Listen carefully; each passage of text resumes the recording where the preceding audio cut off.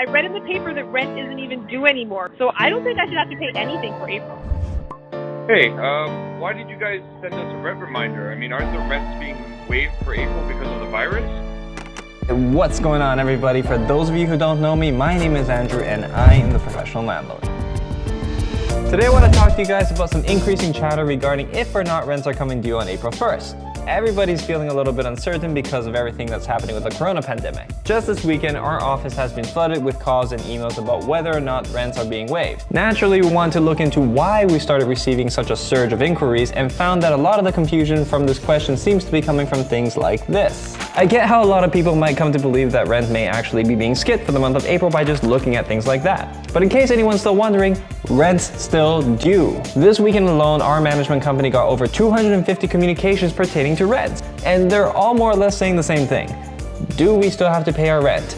Doug Ford said we don't have to pay rent. I thought rents are being canceled. Why are you still sending me rent reminders? One thing I really don't like about a lot of this stuff is basically that newspapers, bloggers, and other journal-based businesses are trying to really sensationalize everything, and they have these somewhat misleading headlines. The truth is, the government actually does have an official position on this. Rent is due. When a political leader gets up there and says something like, if you have to choose between food or rent, make sure to choose food, it's a pretty sensible thing to say in my opinion, but what he's really talking about is he's trying to address people who are seriously affected by the whole Covid-19 situation. People shouldn't be taking advantage of the fact that the government is actually standing up for them. And he also said that if people can pay their rent, they absolutely should pay their rent. It's the right thing to do.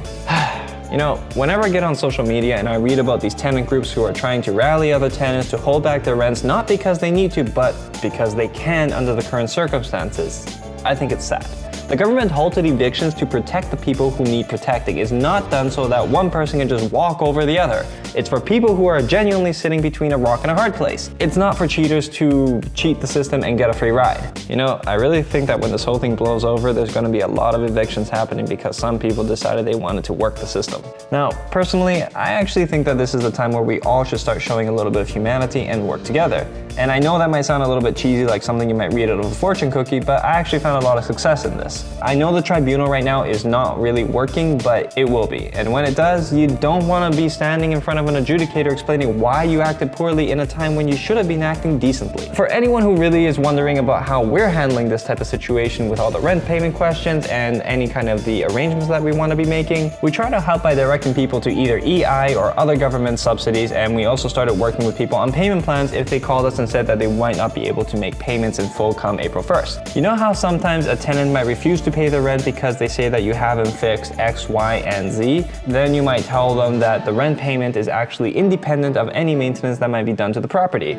Well, in this case, you're still responsible to maintain the property even if they haven't paid the rent. If any of you landlords out there have been having any interesting stories with your tenants during the whole COVID-19 situation, please make sure to leave a comment in the comments below and tell me a bit about your stories so maybe we can talk about it in our next video. Now, I just want to let everybody know that I am a full-time landlord and real estate investor, and we have a property management company with over 800 tenancies under contract, and it tends to give us a lot of perspective on landlord-tenant matters. So if you enjoyed this video and you want to learn how you can be a professional landlord, please make sure to subscribe to our channel, follow us on our socials, and leave a comment in the comments below.